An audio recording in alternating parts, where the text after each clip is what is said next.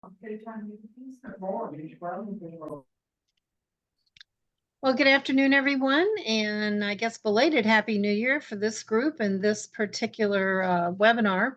I'm Peggy West. I'm your organizer, and today we have just a really outstanding panel today of knowledgeable and dynamic experts.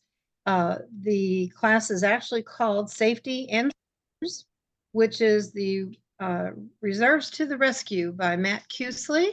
And also he is with Reserves Advisors. So thank you, panel, for taking on this today to discuss all this. Does anybody really know what SIRS stand for? SIRS, that is the Structural Integrity Reserve Studies. And Matt's going to do a deep dive on that. But it is different than your regular reserves. So all new board members, please pay attention. This is going to be an awesome class. I want to thank all the new board members for taking time to get on, and all the board members, not just the new ones, but also the CAMs. CAMs, I want to announce that we are still pending the CE credit for this class, but as soon as we get the number, the course number, the DBPR is going to let us post a credit to your license. So this is pending as of today, and I promise we will follow up, and I will send you a follow-up notice. I want to take a quick moment just to pause to remember our 3 fallen soldiers and also the 40 that were injured in Iran a few days ago. And let's just take a moment of silence.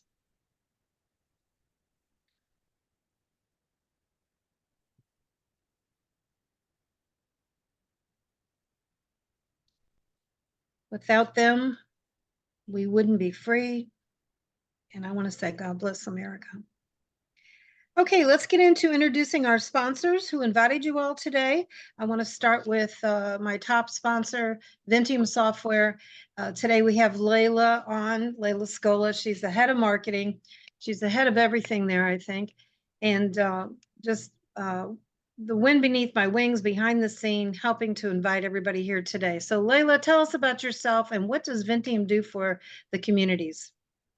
Thank you, Peggy, for that overly complimentary introduction. I'm definitely not the boss of everything. But my name's Layla. I'm head of marketing and customer success here at Vinteum. Vinteum has been in the market for 10 years now, and we provide websites and portals for HOAs and condos across the US. So to improve communication and transparency, we help provide you with a website. Which is something that is required by Florida law. So if you don't have one, please do get in touch with us. We would love to hear from you. I'm also here with my colleague, Katie. She is our account executive. Thank you so much. Okay, Katie, tell us about yourself. You're coming on board new. Welcome. And what are you going to be doing for Vinteum? Yeah, so I came on board with the team in November, so I'm a little bit newer, but have learned a lot about the industry and the product in the short time, and it's such a great team to work with and really great to have, a product that I believe in. So I'm the account executive. If you are interested in learning more about Vinteum, I would love to hear from you and share a little bit of info. Awesome, thank you. And just to let everybody know, Layla is lying. She is the head of everything there. I also want to make honorable mention to Yasmin Johannes. She is also with Vinteum and most definitely a key person there to help out. Please thank her for me. Next, I want to introduce, let's go with Diana Olert with Best Roofing. Diana, would you please introduce yourself and tell us about yourself and the company? Whoops, she's not on yet. Okay. All right. She'll probably come back in a little bit. We also have another new person today. We have Shelly Rowe Vaughn. Shelly's with Munyon Painting. Shelly, introduce yourself, please, and tell us what is Munyon doing for associations. Well, I'd like to say thank you for having me. My name is Shelly Rovner. I work for Munyon Painting, marketing and event coordinator. I am new to Munyon as of September, but I've been in the painting industry for the past 20 years. We are third generation, 73 years in business. We cover the entire state of Florida.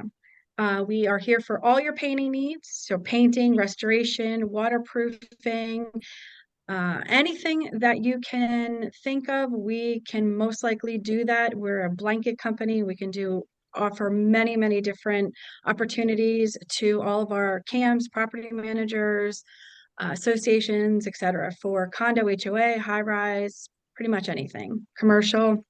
So again, thank you for having me. I appreciate the time. You're welcome. Okay. Next, I want to introduce Rudy Forehand. He's a regional manager, another one who wears a lot of hats. He's with Benjamin Moore. Rudy, tell us about yourself and what you do for the company. Thank you for attending the class. We appreciate the effort to be on here. Rudy with Benjamin Moore Paints. I work with Regal Paints in the South Florida market, and we go from Orlando all the way down to Miami. We sell paint. We sell paint to you heard Munyon, and we sell paint to them. We sell paint to you as the buildings. You're going to be talking a lot about restoration and doing some concrete work and all. So we need paint. You need paint to be able to cover all those areas. And we do everything we can to help you on the paint project, from changing colors to working with engineers to working with outfits like Munyon Painting to make sure that the work is being done right. We do inspections. We offer warranties. We do pretty much everything top to bottom for your community. So if you need anything for paint, reach out to me, Rudy, with Benjamin Moore. Regal, I could, again, Orlando to Miami. I always like to end everything with, remember, paint is your first line of protection for your substrate. So if you're going to spend all that money on redoing work, use the right paint to make it last the right time, and we can help you do that. So thank you for attending and enjoy the class. Well said, Rudy. Well said. Okay, now I want to introduce owner's rep company that's taking many projects on, outstanding reputation. Let me introduce to you Suli and Kalata with DSS Condo. Thank you, Peggy. So yes, I'm Suli Kalata. I'm the Director of Business Development for DSS Condo. We are an owner's rep project management firm. We take your project from beginning to end and make sure you complete it on time and budget and with the least amount of disruption to the residents. And I know today we're going to be talking about a lot of projects that you may have to do in your building because of this SIRS or this other new updates to the codes. So we will come to your office, to your building, and we will take on that project because your property manager has a job to do, which is run the property. We run the project for you to make sure that it gets done on time. So any new projects that you have, please feel free to reach out. Be more than happy to walk the site with you. Thank you, Peggy. You're welcome. Thank you. Now, before we get into it, a couple of housekeeping things to our guests. Please put your Q&A, your questions and Q&A and any comments into the chat box. Some of the sponsors might put information in there about how to get a hold of them, but I will be sending out a sponsor sheet with everybody's name, email, company, and phone number following the presentation today. So we're going to get started here. We have a nice panel. The presenter of the class today is Matt Kuisle with Reserve Advisors. We also have on the panel Nicole Johnson Pendergrass. She's a partner and she is also the operations manager for Hafer Company, a well-known and well-respected CPA firm in the area. And then last but not least, we have Jeffrey Rembaum. Jeff is with KBR and outstanding reputation as well. So I'm going to turn this over to you. Peggy, hi, Jeff Rembaum. Name of the firm is K. Bender Rembaum. Nobody would find us under KBR. We know it because everybody's friendly, and that's short, but the name of the firm is K. Bender Rembaum. I put the email address up next to my name if anybody has any follow-up when we're done. Okay, sorry. Okay, Matt, take it away. Thank you, Peggy, and good afternoon, everyone, and happy February. Hard to believe it's already into February, but appreciate you joining us today. We've got a great turnout. We're going to cover a lot of material. This course, as Peggy mentioned, is a 1-hour CEU for managers. The course is approved as an in-person course. We're still pending the webinar approval, but confident that we'll get that very soon from the division. They've been backed up with some folks that have been out. So we've been in contact with them and look forward to presenting this today. But not just for CAMs. I think this will be great information for boards as well. I'm going to go ahead and share my screen here. And we can jump right in. So the name of the course, Safety and SIRS, Reserves to the Rescue. My name is, again, Matt. I'm a professional engineer, a reserve specialist, and a professional reserve analyst. I have spent my entire career working with reserve advisors. I've been with the firm 24 years, focusing on reserve studies for communities throughout the country. Since 2006, my primary focus has been the state of Florida, condominiums and HOAs throughout the state. We work with about 3,000 associations and in the state of Florida and have been instrumental, I like to think, in helping many of them provide a good fiscally responsible path for their future.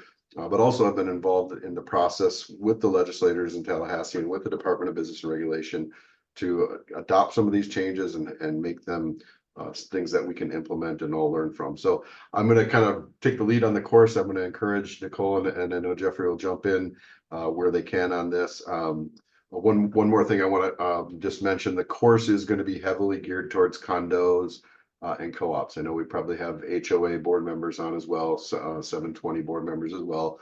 Some of the items I'm going to cover, the general theory of reserves apply to everyone, but the laws are going to be really specific to condos and HOAs.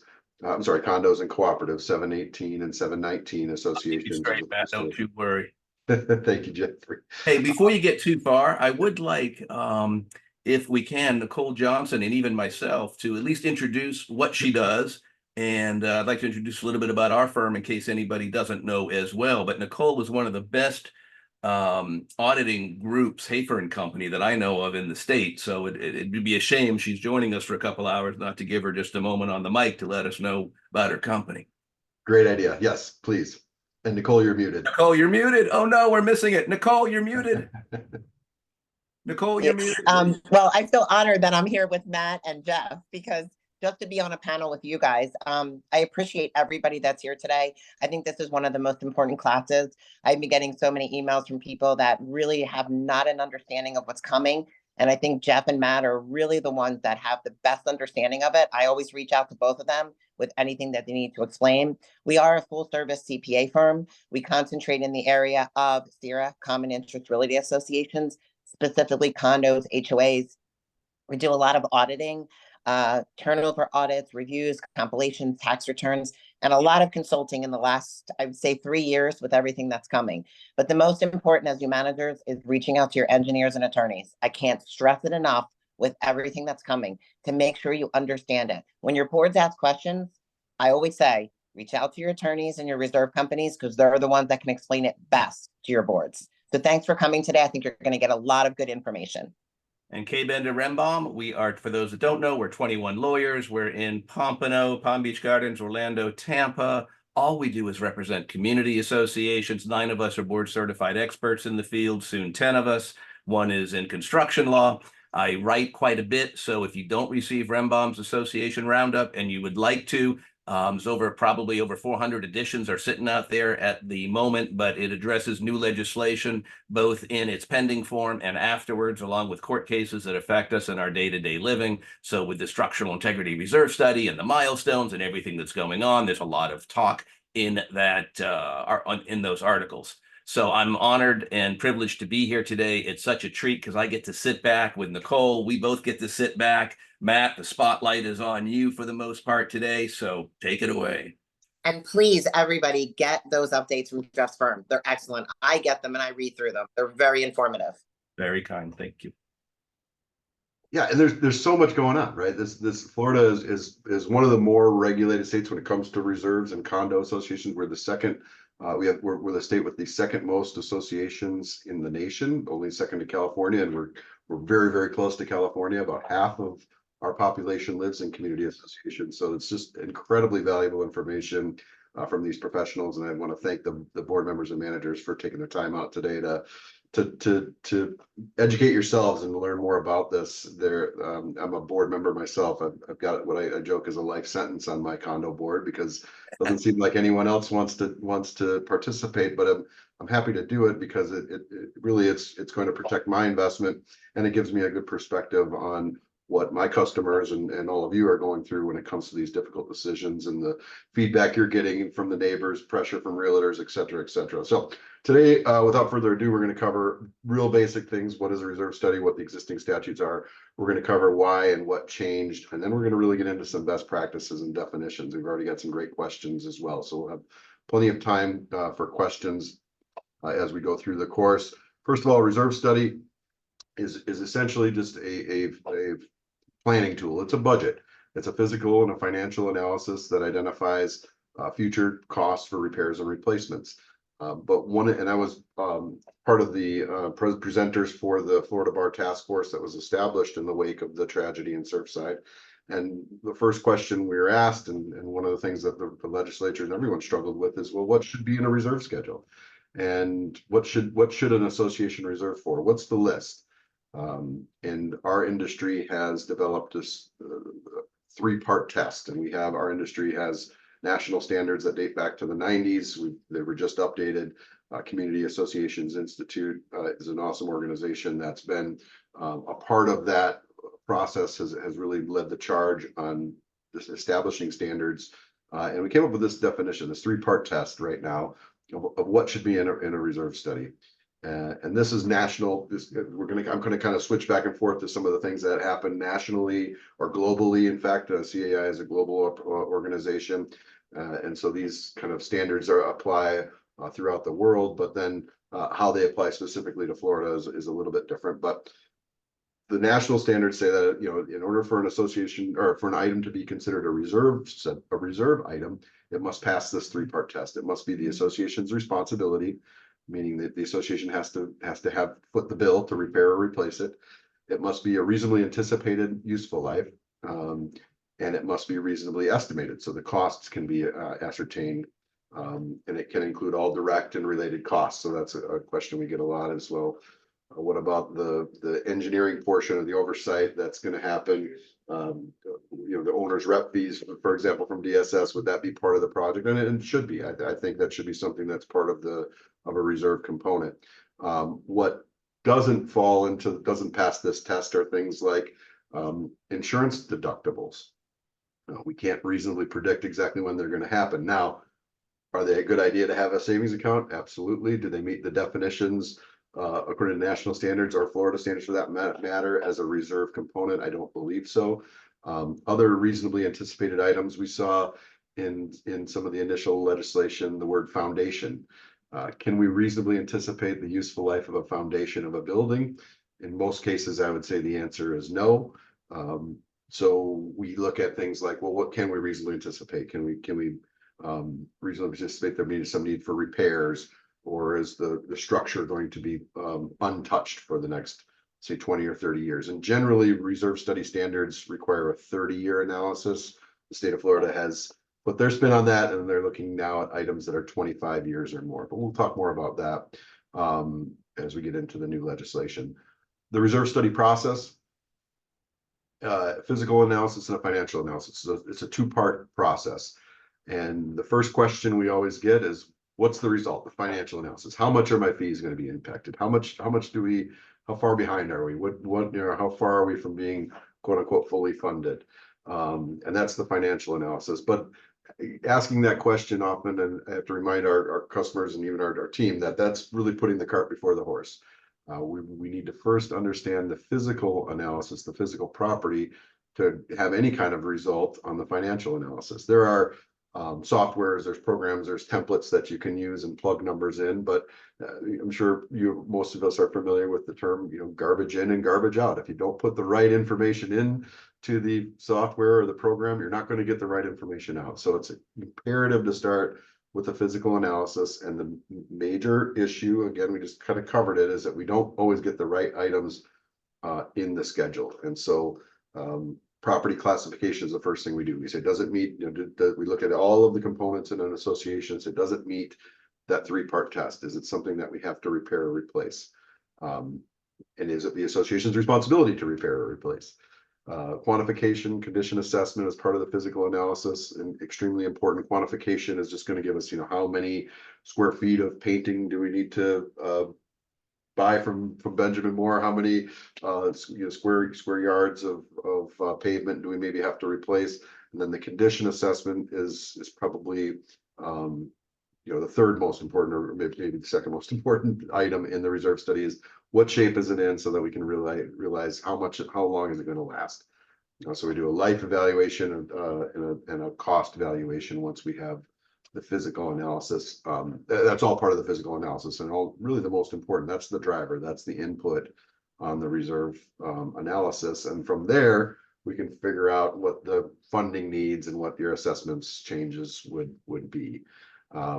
So this again is where I think a lot of in the past studies have fallen short, and that we're not properly identifying the right components in the reserve schedules, whether you do a professional study or historically many associations have done is their own kind of internal analysis of their reserves and came up with a few items. I maybe did a good assessment of cost and life of those items, but so many items get left off. It's still the number one shortcoming I see in reserves. And one of the things that the new legislation is attempting to bridge, I guess I won't say it doesn't completely fix it, but it's attempting to identify a specific set of components that must be addressed in every association, so that the key important structural safety items are not overlooked.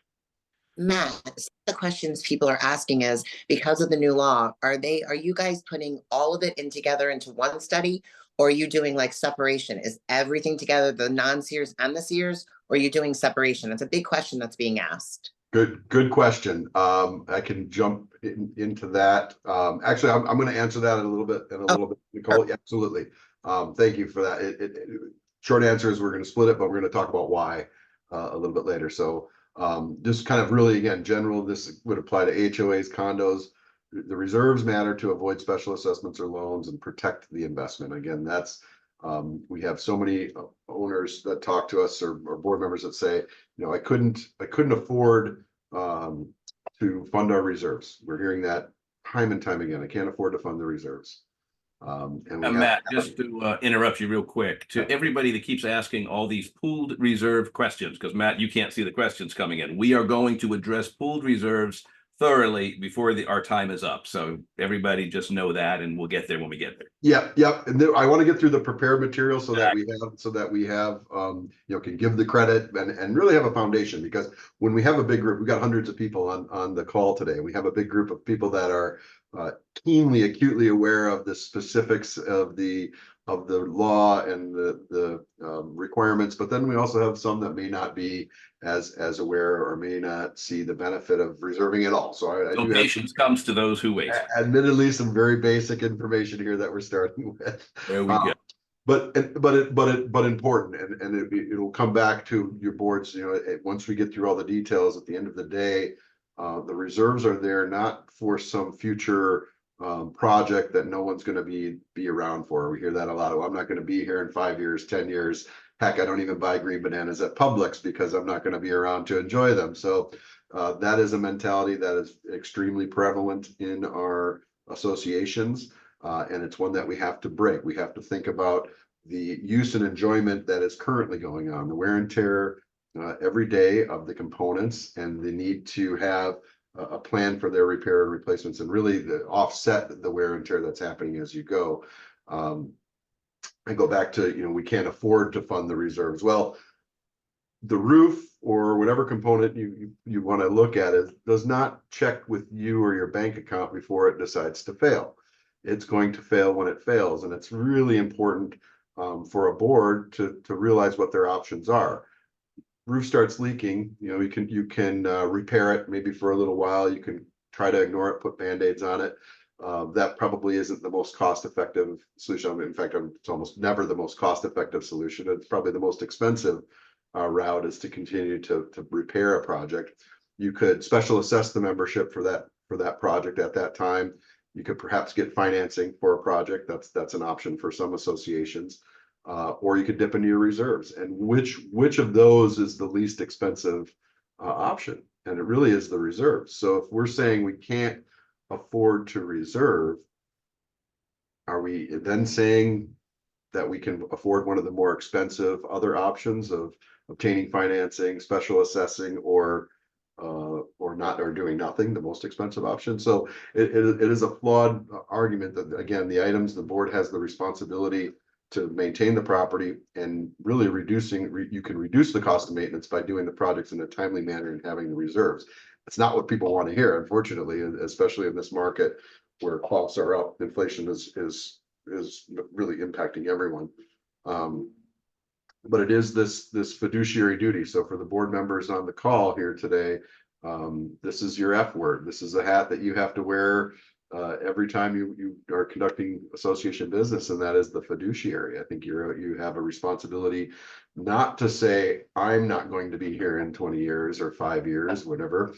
The responsibility to say, is the association incorporated? Is the condominium association incorporated going to be here in 5 or 10 years? And that avoids you from putting your own personal interests in front of that to whom you owe the duty. And that is the definition of being a fiduciary. So it is important aspect, always has been, always will be, to keep your community safe, viable, keeping, and of course in compliance now with Florida statutes, but more before that and above that, keeping it safe and viable. I mean, whether the legislation acted, I think, or not, we are going to see a lot more emphasis from the market, be it insurance companies, mortgage companies, looking at the situation that associations have put themselves in by either reserving and planning ahead or not. So existing statute since 1984, this has been in place for condos and co-ops, and this is where we really get into the specific condo and co-op stuff.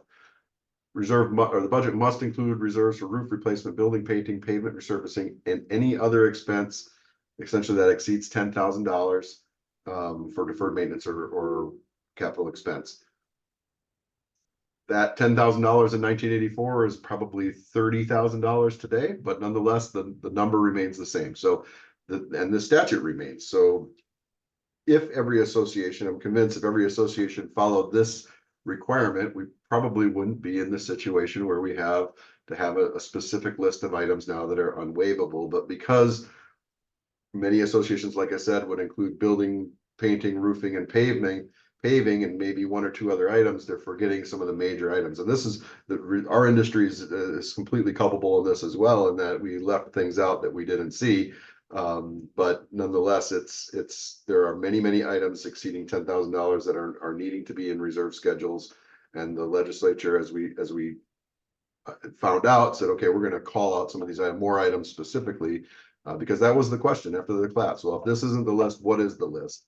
What's missing from this list? And I would say absolutely concrete restoration was missing from this list. However, concrete restoration is a deferred maintenance expense that exceeds $10,000. So in essence, it was included, but it wasn't called out specifically. And just like many other things, railings, plumbing, electrical, fireproofing, waterproofing, all the sealants of a building, those are all items that would fall, in a good reserve study would fall into this statute and still should be considered as a part of the statute. So even until the new statutes all fully come into place, and we'll debate the timing of that, I'm sure, of when it exactly hits, this statute is in place, always has been since the 80s, and will continue to be the law of the land. Also the law of the land, even if you are in a 1 or a 2-story condo or cooperative.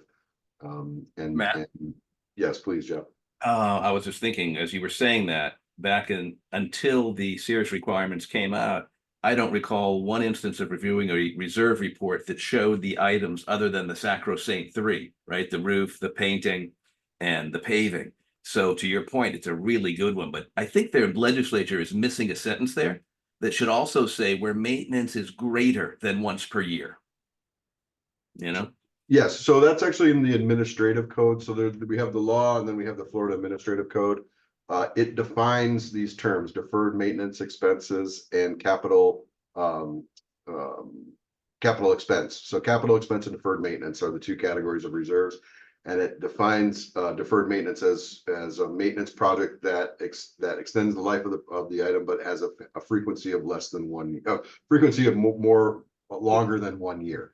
Happens less frequently than annually, I think, is the exact wording that they use. So yes, you're right. It's missing, but then keep in mind, we have the code which is like the rules that go behind the law and help us clarify this. And there's got to be some more changes coming in that too with this, all these changes in the law. And I know, Nicole, you're part of the FICPA, works very closely with the division, and those rules are really, really important to how we implement these laws and how we interpret them. So I don't know if you have any comment on the rules or law or the code as it pertains to this. Well, from the standpoint of the FICPA and everything that's going on, first of all, making sure that I have some boards that, is anybody going to be overseeing this? I hear that all the time. And I said, it doesn't matter. This is your fiduciary responsibility. Make sure you know the laws. And there is a lot of input from the FICPA in regards to when we see the bills come through, some things that we see from an accounting standpoint that we think that should be changed. Like some of the comments to some of our boards that they put through is, why can't we use loans or lines of credit to fund that? Instead of having it to come from the owners, can we special assess? So there are a lot of things that they're trying to say, could this be put into the law? But one of the most important is make sure you're doing this. I hear from condo boards, well, if nobody's overseeing it, that's not the answer until you get and someone turns you in. So make sure that you're ahead of the game and that you're putting this into place. For sure. We'll talk about some of the consequences and what the legislature said about that as well. This statute here, actually, you'll see 720 on here as well. This has been in place for a long time as well, but it recently changed. It essentially says the reserve funds can only be used for their authorized purpose unless approved in advance by a majority. It used to say a majority at a duly called meeting. Now it's changed to a majority of the voting interests. So the reserves in Florida, a little bit unique, are restricted to their authorized purpose. And this is where we get into, are the reserves pooled or component? Well, if they're component reserves and you have a reserve specifically for roof replacement, then that roof replacement reserve cannot be used for anything other than roof replacement. If you have a pooled reserves that covers roofing, painting, paving, it can be used for any of those three items, but it cannot be used for anything other than those three items unless it's an authorized purpose, not its other purpose, if you will, without a prior approval of the voting interest. And now again, this has gone from a vote of the quorum to a majority of all the voting interest in an association. And it says that, again, this is the existing statute. The members were given the opportunity to vote at a duly called meeting to provide no reserves or less reserves than required. This was another thing that was keyed in really early by the legislatures. They studied reserve laws all over the country, all over the world, requirements, and they said, only in Florida do the owners have single line item veto power on one item on the budget, and that was reserves. And it essentially put associations in very difficult situations. They did have to have a disclaimer that waiving the reserves would result in a special assessment, but when it was put to a vote of the membership, more often than not, the members said, sure, let the fees be a little lower and we'll worry about that when we get there. So why change? Of course, the tragedy at Surfside shook our industry and was something that the legislature said, we are never going to let this happen again. We're going to do everything in our power to make sure that associations do not find themselves in the same predicament, of course. So 4 big pieces I think that needed to change, and we've talked a little bit about a couple of these, but the ability to waive put the board in an impossible position. When it's a case study that was studied very thoroughly after the collapse, but their board knew that there was work to be done. They wanted, in fact, to get work done, but I think they had trouble gathering the funds. The previous membership had voted to waive reserves so many times that there was no reserves available for this, what at the time was a $8 or $9 million project. And so the project got delayed. And what happens when we delay big projects like that? It gets more expensive. Jeff, you want to jump in on that? Oh, I want to jump in on this because having been really dialed into everything that took place, and of course, I still sympathize with the families and of course the victims that passed, and just not enough words for that. It was a horrible situation. But when they got their initial engineering report, the membership did everything they could to avoid moving forward with the repairs like that initial board wanted to do. And either, I don't remember if they got recalled or they got voted out of office, but in any event, the repairs got stymied because of the membership vote. The initial board wanted to do the right thing at the right time once the engineering report came in that said you need to do these things. And there was it's still available online if anybody wants to go read it. You can just Google the Champlain Towers engineering report, go to the last page of that report, and you'll see the engineer's recommendation that board tried to put in play, and then they just, couldn't convince the membership at that time. Had they moved forward, I question whether we'd be here today even talking about it. That's right. That's right. That's right. It's sad. And so recognizing like that gave the members a little bit too much authority, I think, is what the legislation ultimately decided, that they had the authority to put that board in an impossible situation that they couldn't do the project even though they wanted to. So had to stop that. Number two, studying, of course, other municipalities, other countries do have some reinspection programs. So if you think about in the state of Florida, outside of Dade and Broward counties, there was no requirement to reinspect the building. So you build a building and go through all sorts of reviews and construction inspection, but once it got its certificate of occupancy, boom, that building was good for eternity, theoretically, until without any additional oversight or re-inspections. When you go to other big cities, and then they studied again other big cities where tragedies have occurred and chunks of buildings have fallen off and hurt people. Now you see scaffolding and ordinances. Chicago, New York, Boston all have ordinances to re-inspect high-rise buildings to ensure the facade is intact. Singapore has a re-inspection program, and some other buildings, other places had these programs. But outside of Florida, or outside of the two counties in Florida that had the 40-year recertification, this was not required statewide, and it felt that was a gap that needed to be closed. I mentioned earlier, out of sight, out of mind. Even historical reserve studies left out, as Jeff mentioned, concrete restoration and some of these bigger items. And so that was, it was easy enough to say, well, it was an indeterminate cost, so we're not going to consider it. And that was really a loophole that needed to be changed and closed. And then control. This was especially important for the Florida House, where they recognized that they looked and said, look, the building had a gorgeous lobby. They had been spending money on renovations and cosmetic items, but they were not taking care of some of the structural more important items, out of sight, out of mind items, the back of the house items.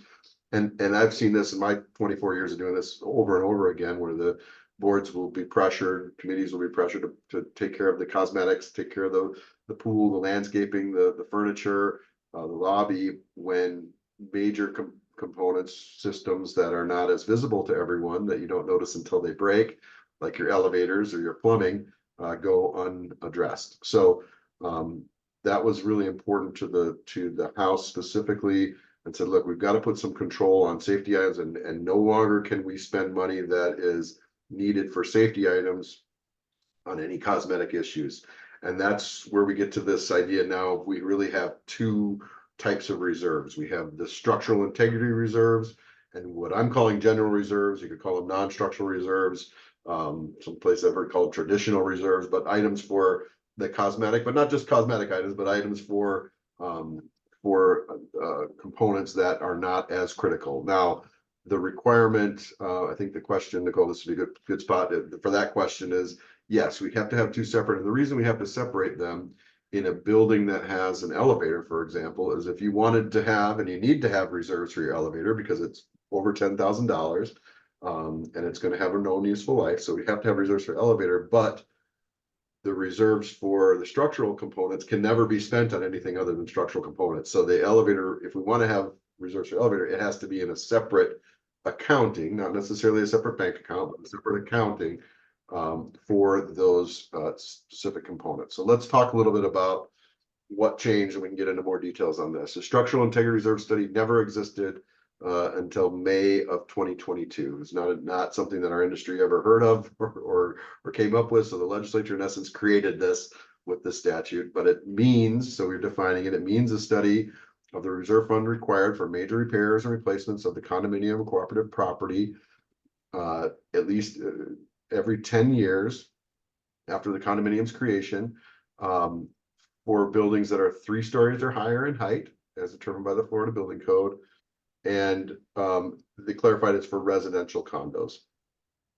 The SIRS would include the structural integrity reserve study, or SIRS would include a roof, structure, including load-bearing walls and other primary structural members and systems, as those terms are defined in the statute. So stop on this one for a minute. The orange there are kind of the tweaks that were made last year in the legislation. So formerly, I mentioned it said foundation and floors were listed. They kind of changed this now to just say structure, primary structural systems, primary structural members as they're defined in the statutes. I can tell you that the primary structural members is any element designed to support a vertical or lateral load. So your foundation, your floors, your balconies, your breezeways, all would fall into be considered a primary structural member. And then a primary structural system is just a collection of members. So But the apertures, Matt, I read some division cases years back where they were talking about the window apertures and how they led and contributed to the support of the building. Yeah, I think that would be, you could say, yeah, they would support some vertical or lateral load, right? So wind load, yeah, absolutely, that would fall under the structure. The windows and doors are added to the list, and though, and we'll mention this, I'm mentioning it now, it has to be the association's responsibility in order for it to be a requirement for the SIRS. But yes, I think those would be considered part of the structure, as determined, and they leave this up to the person conducting the SIRS. So we'll talk that has to be a qualified professional, and they would make the determination whether that aperture was really needed or did support loads or did not. Fireproofing and fire protection systems. Now, wait a minute, that's not a structural item. I agree, but it's certainly an important component of the building, ensures life safety, as is plumbing and electrical systems. Big dollar items, I think they went after here, and even though they weren't structural, like I said, they do relate to the building safety. Yeah, the line is, we can question left and right why they did this, and I've got my opinions on it. Others have many opinions, but what they essentially did is they said, well, we used to be able to waive reserves for everything.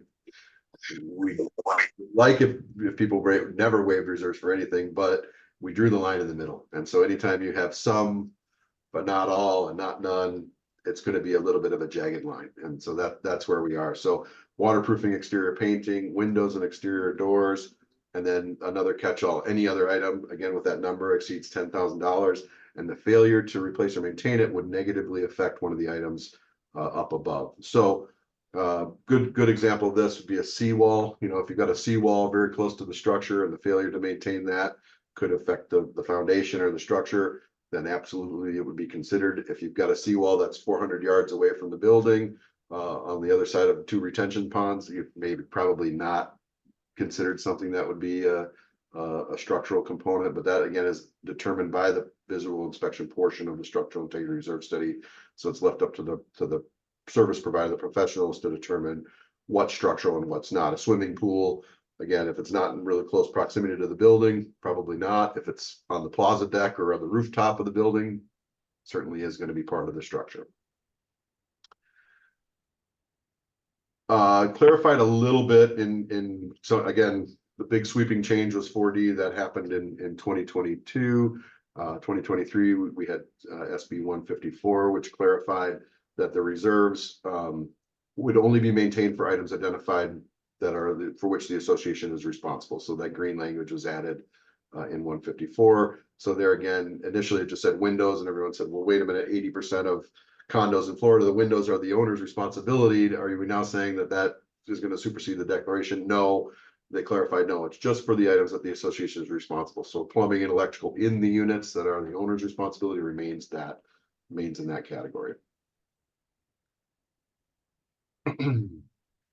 They also addressed the question that was out in many of our minds, especially when they had the word foundation in there, like we talked about before, like how can we really determine the useful life of some of these items? Is it really prudent to say we're going to replace the floor or all the load-bearing walls in a building after a certain period of time? And they recognize, there does have to be some kind of limitation. Like I said earlier, the national standard said, 30 years, it has to be determined within that point. For some reason, they picked 25 years here in the state of Florida and said if the remaining useful life is greater than 25 years, the study can exclude funding for these items. but it may recommend deferred maintenance expense for those items. So it may be repairs to the foundation. Biggest one we see like balcony repairs, edge slab repairs, railings, post pocket, repairs versus, total replacement of the balconies, of course. So that's a clarification that they had. So generally, if an item has got 26 remaining years of life left, it would not have to be funded.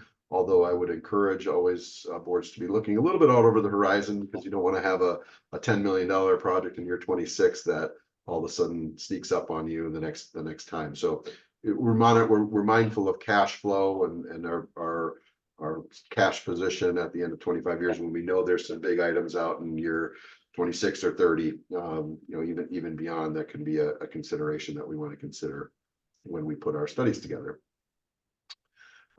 They clarified and expanded who can produce structural integrity reserve studies. Initially, it was only licensed engineers in the state and architects in the state. They've expanded it to include 2 other designations. Folks that have been conducting reserve studies all along, the reserve specialist as designated by Community Associations Institute, and professional reserve analysts as designated by the Association of Professional Reserve Analysts. So 2 national organizations have credentialed reserve providers that they said, okay, these are also qualified folks that can do SIRS. Part of the issue is there is just not enough engineers and architects that do this type of work. Most engineers and architects, in fact, don't focus on estimating and reserve analysis engineering. And so they wanted to open it up so we can make sure we get more and more of these studies done in the next couple of years, because the deadline is quickly approaching. SIRS must be completed by December 31st of 2024. It sounded like a long way off in 2022, but here we are, February of 2024. We are less than 11 months away from the deadline. Right now, it says that this applies to all associations existing on or before July 1st, 2022. So if the association wasn't in existence before then, I think they may have 10 years from when they come into existence. But for those buildings too, there's some changes to the developer turnover inspection report, compliance with which is listed under 718-301-4P and Q, which covers a lot of the same areas. So almost all buildings, even new buildings, are going to have to start planning for these reserve items. For if they have if they have property that is 3 stories or higher in height. And then the big one, for a budget adopted on or after December 31st, the members may no longer vote to waive or partially fund any of the reserves for components in paragraph, that should say G. I think K is the condo statute, but can no longer vote to waive reserves for those components that we listed. Little G items. The little G items. Little G items, exactly. Yeah, little K is in the co-op statute. It's K, but so God forbid they do the same, right? They do that just to keep you confused. So I say this applies for 2026 budgets. I want to clarify that a little bit, because most associations are on a fiscal year. I'm sorry, on a calendar fiscal year running January to December, and most associations approve their budget in the fall or early winter prior to December 31st or prior to January 1st of the year the budget takes effect. So for most associations, their 2025 budget is going to be approved at some point this fall, let's say September, October, November of 2024. Since that adoption is happening prior to December 31st, I think they can still waive or still vote to waive the structural integrity reserve funds in those budgets, but any budget adopted after that date, the members could no longer waive. So our fiscal associations that maybe have a March 1st fiscal and they approve their budget in February of 2025 will probably be the very first ones that will have the full impact of where they can no longer waive reserves for those items. We chatted about this a little bit, Jeff. Do you want to add any color there for the timing? I thought you covered it. The statute says you cannot waive or reduce after December 31st, 2024. You have to have your SIRS, your structural integrity reserve study, by December 31st, 2024, generally speaking. So if the association were to pass their budget in October of 2024 for the 2025 fiscal year, and then they get their SIRS report in after that, you know, but before the end of the year, there's no requirement to go back and amend that 2025 budget that they passed in October, meaning, to your point, it's going to be 2026 before they're live. But however, remember, if the association's hearing this, and if you play that game, you're just accelerating the pain for the following year in 2026 when you do put that study into play, the financial pain.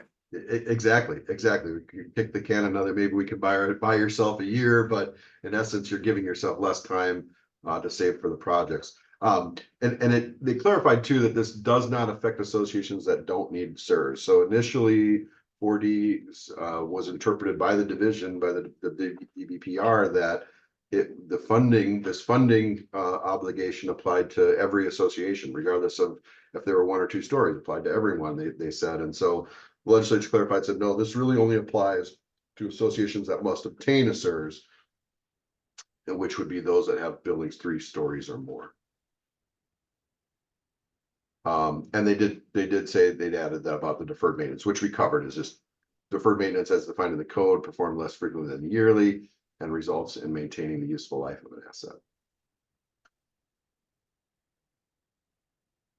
Now there's okay, we covered this, but the exception was noted as well. So this found its way into the language in 2023 that it says, you know, these are required except for members of an association operating in a multi-condominium may follow an alternative method. So this, everyone's ears are perking up, right? So we've got, maybe there's an alternative, maybe there's an opt-out or a workaround here. And they defined it right now as a means, a method approved by the division for funding repairs and expenses for multi-condominium association operating at least 25 condominiums, which can satisfy their association requirement through the operating budget. And I'm familiar with at least 2 associations in the state. I don't know that there's many more than that that do operate more than 25 condominiums. Yes, but I want the audience to understand that a multi-condominium association means you have one association, one set of articles, one set of bylaws, but each building, if you will, or several buildings sometimes, are in one declaration of condominium, right? The declaration of condominium can have more than one condominium. But let's assume that we have a community, we have one association, one set of articles, one set of bylaws, but that board is responsible for administering 25 different declarations of condominium. That would be what the statute is referring to. And Matt, to your point there, there's an alternative. The last word, not many multi-condom associations operate 25. It's not sub-associations. It's not operate 25 condominiums. Great. And I'll fix that on this slide, because you're right. That's an important distinction. And it's really, there's one that I know of that has a very powerful lobbyist that the association existed prior to really the 1984 law that I mentioned, and they got approval from the division when that law was put in place to not have to go through the typical reserve process that they did, because they just took one of their 20, I think they have 27, one of their 27 associations each year got a new roof, and 3 of them got painted each year. They just funded things on kind of an ongoing basis.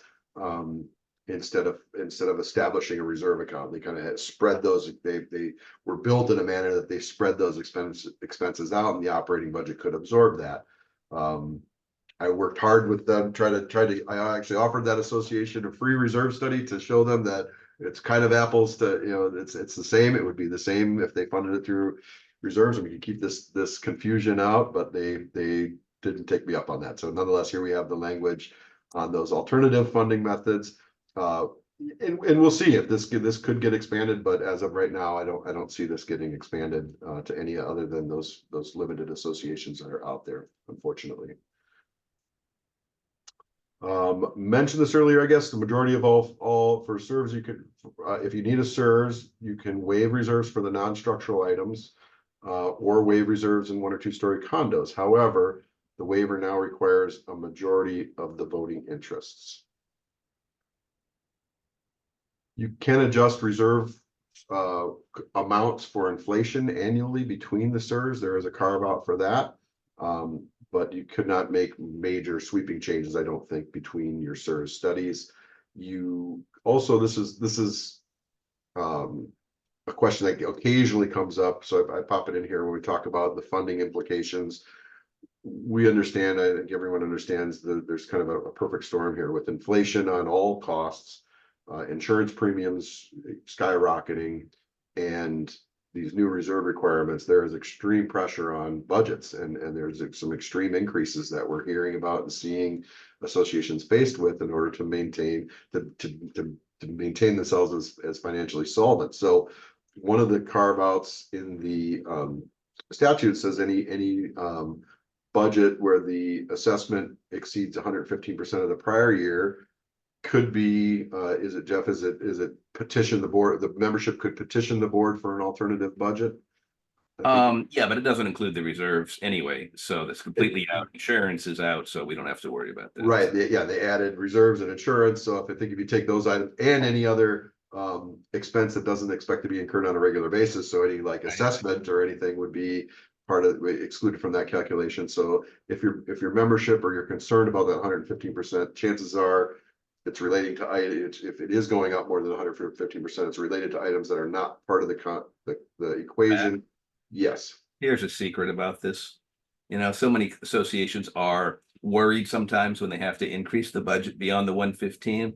I'm almost 25 years of practice doing this. Not once have I seen that successfully employed. So there you have it. Yeah, they could petition. That doesn't mean that there's a better solution. Right. In my experience too, yeah, the boards aren't raising it because they want to. They're raising it because they have to. And exactly. It's a business decision that is, granted, not easy. I'm not trying to belittle that at all, but it's something that we have to face. And as one of our senators put it, take our medicine, and charge the appropriate amount to live in the condos that we love. Right. Can I ask a question? Please. Regarding HOAs, I know the differences are pretty great, but can HOAs have both types of reserves where they specifically vote in certain things and then the rest of it is just a general pool? Like for instance, just their paving or just their club. They don't have, HOAs don't have reserves out of the gate anyway. It's only if they're created and voted upon by the membership, they actually have statutory reserves, and the world is their oyster, so to speak, in terms of how they want to set that up.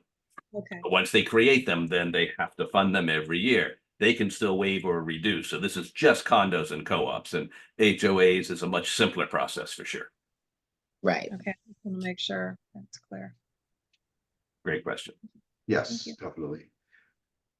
I think Nicole, you mentioned, what happens if we don't do this? How can we? You're encouraging folks like don't delay, don't ignore this requirement.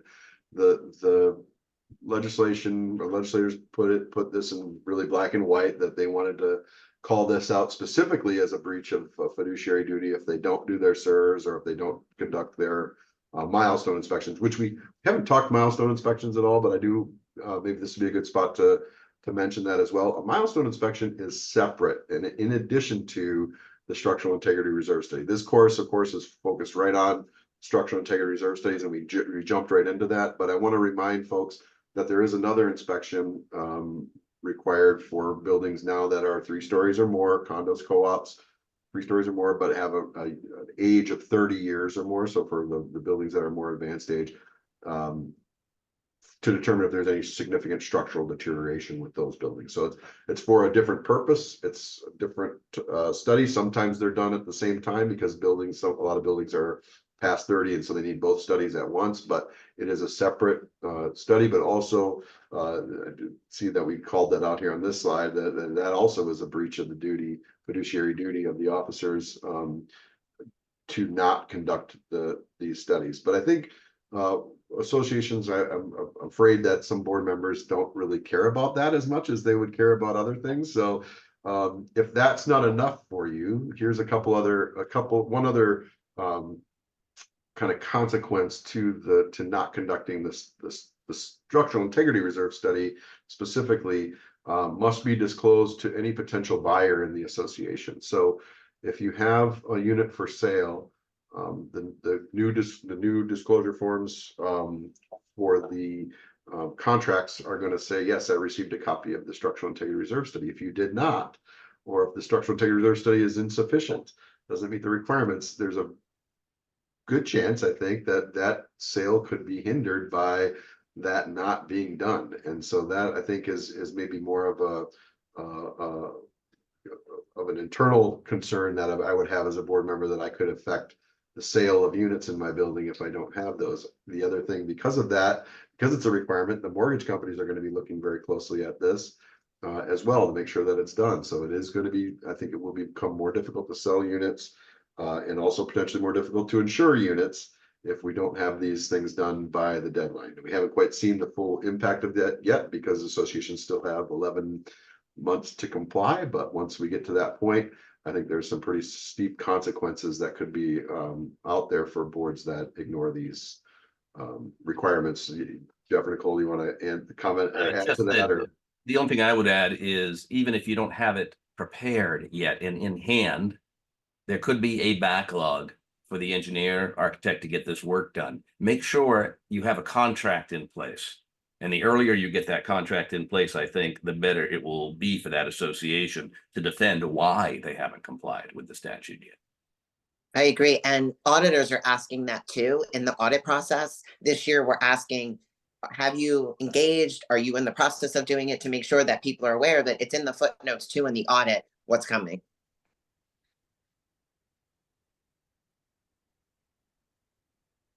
yeah, so moral of the story, don't wait. And yeah, I couldn't agree more.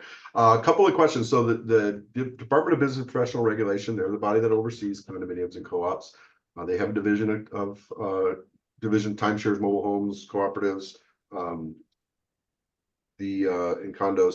They put out some FAQs really soon after these laws passed, some frequently asked questions. And they really came up with a beautifully eloquent answer to this hot question, which everyone's been asking, is the pooling method of maintaining reserves still permissible? Yes.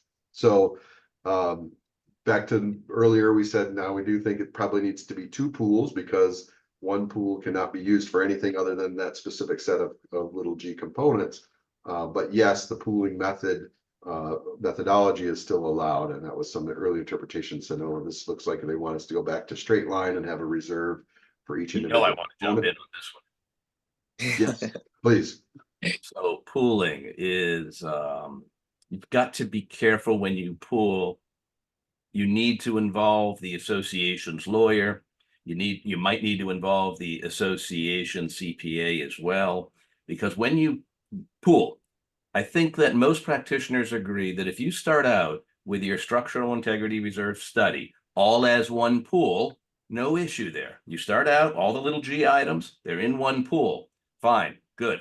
What about last year's money? Now you want to transfer that money, and this is something that very few people are talking about. So you people that are here, you'll have a leg up. You want to transfer the money that's in an existing straight line from last year or in an existing pool over to the little g items. All of a sudden, you're using that money for a different purpose. If you change what you're using previously pooled money for in any way, shape, or form, that requires a vote of the owners. The Smart Association is going to get a vote of the membership if they expand the items for which the pool can be used. So you have $1 million in your pooled reserve from last year that's only roof, paving, and painting. We got $1 million saved up. Now the SIRS comes online and we're going to pool there, except it's more than just roof, paving, and painting, right, Matt? We've got electrical, we've got foundation, we've got all these other components. Now you are using that money for a different purpose. The law says if you use pooled money for a different purpose, you must get a vote of the owners. So I'm waiting to see how that plays out, but I could easily see an upset owner challenging this with the division. And if the division does a straight line read of the black letter law, it required a vote of the owners. So if you're going to keep the pool the same, you're good to go. If you're going to be using that money for any different purpose whatsoever, last year's pooled money, then you probably ought to get a vote of the membership, because then you'll be kosher, you'll be beyond, you'll be beyond reproach and challenge in that way. So just bear that in the back of your mind, please. Excellent comment, Jeff.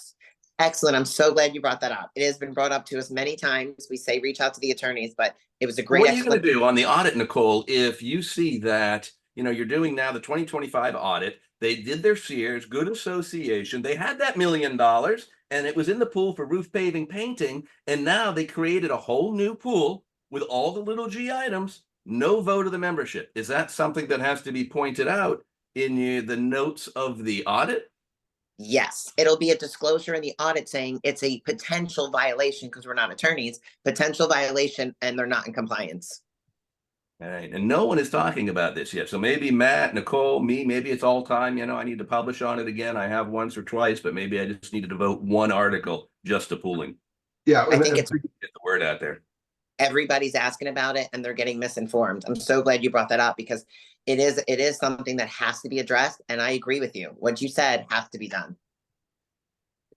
I agree 100%. We help, our industry helps determine how much should go in, but not the legal implications of putting it in. And that, so my report. That might be something, Matt, you want to address as well in your reports or letters and Yeah, such. We say you're going to need to get you consult your attorney about getting a vote of what has to happen here. If I had my druthers, I'd have the legislature say the board could make that move on their own, but they can't. Yes, they cannot. But unfortunately, if they would only listen to you and to Barry, then right, because everyone has got to do this kind of gymnastics now to get money in the right place. Even if you're not pooled, you have component reserves. You're going to need to be moving around. You're going to be adding items to where they need to go. It's not malicious. The law's in place so that the money's not used in an inappropriate way. But I think as long as we're using a professional independent study to get there, it seems a little bit redundant to have that. That's my opinion, but that's not, obviously the law of the land is, yes, they got to get the vote. They got to get now a majority of the membership to vote to do that, which is difficult. Now, I have seen associations, and Jeff, you may comment on this as well, where they will leave the restricted money, last year's money, all into the restricted buckets, start a new pool from zero. And I think you kind of covered that. As long as no problem. They can spend, no vote needed on that one, on that little scenario. And so then they can spend, the next time a roofing project comes up, they can spend the restricted roof reserves and dwindle that down to zero and slowly over time migrate everything over to pooled. Here's an interesting one. What if they start their little G items as separate and next year want to pool? Now we have to take a vote of the owners. So associations that are out there, if you do want to pool these structural integrity reserves, do it on day one, year one, and then you can avoid the vote of the owners. And we're seeing a majority of associations wanting to pool. You can show that the benefit. We don't have, it's probably in the questions, enough time for all we that. want to pool, but the idea of pooling, just real quick, is that it's looking at cash flow, and it's determining, pooling determines the minimum required funding to keep the pool of elements from going negative. The old methodology, the straight line or the component methodology, is a more conservative methodology, but it means more money because we've got to keep each individual item basically fully funded or depreciated in whole. So it never looks at, what can we consider that we're not going to need now for 30 years, that we can use some of that money ahead of time. It doesn't consider the cash flow. So it almost always results in a much higher funding requirement if you're sticking with the components versus pooling the reserve. So I'd say 70% or so of associations that I work with use pooling, and that number keeps growing. The few that are still using component over time are migrating when they're faced with the significant increases due to the market. Another question on the DBPR's FAQs that I want to cover, because this was kind of the initial shock, and then I'll do a quick case study, and then we'll go into more questions that the audience has here. But the question is, because now does this mean that we have to have all the funds necessary to have each money for each component by 2025? And I know there was a question about fully funded really early on. And the answer is kind of punt. Of course, the DBPR didn't specifically answer this, but they said it's going to depend on what your SIRS tells you need to have. May or may not require funding by 2025. So I'll answer it this way: if the component needs to be replaced in 2025, then yes, we have to have the funds available in 2025. If the component doesn't need to be replaced for 5 or 10 years, then you have to have funds in your budget to accumulate a level contribution each year that ensures you have the funds in the year in which it's needed. And so the definitions we can get into now of full funding, what does that mean? It means different things to different people. And so I want to try to clear this up at the best I can here, hopefully, for this audience. But full funding at the national level. So this is funding goals based on the National Reserve Study Standards. Full funding is achieving and maintaining a 100% funded reserve balance, or also known as a fully funded balance. So a fully funded balance for a component, let's use a simple example of a $100,000 roof that has a 10-year life. I'm going to keep the math as simple as we can here. If at any point you could say that the fully funded balance of that roof is really the equivalent cost of the portion of life that's used up for that roof. So that $10,000 or $100,000 roof, it's got a 10-year life. If it's in year 7, the fully funded balance is going to be $70,000.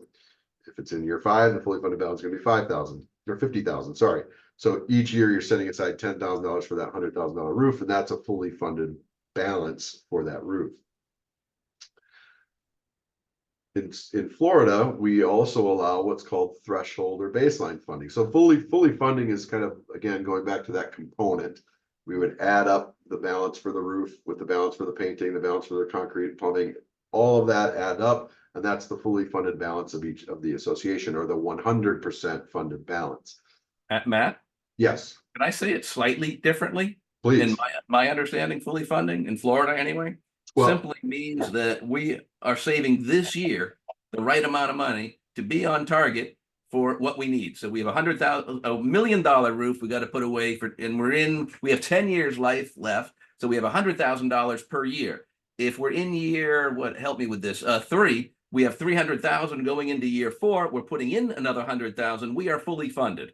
right. But if we're short on those numbers, then we're not necessarily fully funded. Correct. But in Florida, your budget can still be funded. Let's go back to that example, the $100,000 roof in year 7. Let's say the previous 7 years, the board waived it. So you've got nothing in the bank right now in your fund. You're 0% funded right now. Right. But as long as your budget next year has $33,333, one-third of the remaining costs, then your budget is fully funded. So your budget, you could say, is you're fully funding the budget, might be another way to word that, versus having a fully funded balance. Right. So now, I know different states define this differently. So if you're listening to this and you get confused, don't look at how other states define this, everybody. Just look at how Florida uses the term. Right, exactly. Because again, this definition that I have on the screen is a national definition from the National Reserve Study providers that say full funding is achieving and maintaining 100% funded balance. So that would say you'd have to have 70,000 for that roof in year 7. But that's not the case in Florida. Florida allows what are other funding goals that are recognized by the national standards are threshold funding or baseline funding. Oh, Florida. And yeah, these are really what's introduced by pooled funding. Florida allows, some, and then the statutory funding is a 4th goal. So we do have some states that say you have to have 10% or something overall, but Florida, we allow any of these 3 goals. We can say we want to have a 100% funded goal. We want to have a threshold goal or a baseline goal. And full funding is much more conservative than threshold, which is more conservative than baseline. So let's look at the 3 in a quick case study, because we had a 130 unit condo that was 28 years old. They had $1 million in reserves, but they were only 38% funded, meaning that they hadn't contributed everything for every item up to that point. We had projected in this graph, these are graphs that you'll see in reserve studies, the red bars are the expenses over the next 20 years. The green bars are contributions, and the blue line is a balance. And basically this case study said, well, if we have 2 years, because this was done in 2022, if we only have 2 years to get to 100% funded, what does that mean to us? And in this case, the contribution requirement to get from 38 to 100% funded in 2 years was extremely high, over $1 million a year for 2 years to get up to 100% funded. And then the contributions could be lowered because you're just kind of maintaining that funding level. You can see the balance goes from just over $1 million up to $3 million very quickly, and then kind of stays around 3 to 3.5 million. But essentially what this was almost $600 a month per unit. So he said, is this really necessary? Based on Florida law, no. they had longer to get. They don't have to have. They never really have to reach 100% funded. We look at it another iteration of this model is to say, well, let's give us 5 years to get to 100% funded. Well, that had a big difference. That cut the initial contribution in half almost, but it still has us contributing 7.4 million over the next 20 years to cover $5 million of expenses. We've got these giant balances out here, which is why we don't want to say we have to have this as our funding goal. This is probably not healthy for an association of this size to have that much money sitting in the bank, never really being needed. We looked at it for over 20, and so what we looked at it is threshold funding. We say, well, threshold funding really doesn't need to. We're not trying to target that number, that magic number of 100% funded. We're just trying to make sure the reserve never drops below a certain threshold. That's what we call threshold funding. In this case, we said 20% funded, or about $500,000. We never really wanted the reserve to drop below that amount. So you can see that's the low point there in about year 10. But really what this is kind of cash in and cash out. So they really maintain that they never go above 38% funded, but they also never find themselves in a really dangerous cash position either in their reserves. So this increase, same association that was looking at a $600 a month increase, is $29 a month per unit increase to maintain a threshold funding, which is typically our recommendation. The state of Florida goes one further and says you can just do the bare minimum. In fact, one of their examples has the reserve going down to $4 over the course of the cash flow. We call this baseline funding, and this again, the same building, same iteration, was $8 a month per unit increase. So there are options. There's some, it doesn't mean that we have to have these large corrections. This particular association had a pretty diverse disbursement of expenses. If you have all the expenses that happen in 1 year, then you have to probably get closer to that 100% funded amount. But nonetheless, you have until that critical time period comes to get there. The key is two keys in these cash flow analysis is that the blue line, the balance never drops below zero, and that the funding is stable. Now they did change to allow us to use some inflationary increases, so you could have a slight tick up each year on funding, but not really exceeding the rate of inflation that you're using in your model. You cannot have low funds and then in year 10 have a big assessment to catch up on everybody. That would be considered a balloon payment and is not allowed by the administrative code. Thoughts on that? Questions on that kind of those options, the funding analysis? That confuse that more? Nicole, I know you've seen those before. Anything else you want that I've glossed over there? Because this is my last slide, and then we can go to other questions too. And you're muted. Nicole, you're muted. What I would say to everybody that's on this call is that they definitely get a copy of that, because the first time I did the class with you, I think that's the most informative way to show the different types of funding. And I think it doesn't scare people as much as when it first came out. It shows them different options. So I think everybody should kind of digest that, maybe get a copy of your seminar and see all that. Absolutely. And each association is going to be different. Their cash flows are going to be different. Yep. It is not, the goal does not need to be to get to 100%. Some studies I've seen out there say you have to get to 70% funded, like that's like the magic number, and it really just it isn't. Each association is different as far as what their cash flow demands. The fact is the higher percent funded is more conservative, a little bit more cushion. The lower is less conservative, but as long as it stays above zero, it's going to be compliant by Florida statute.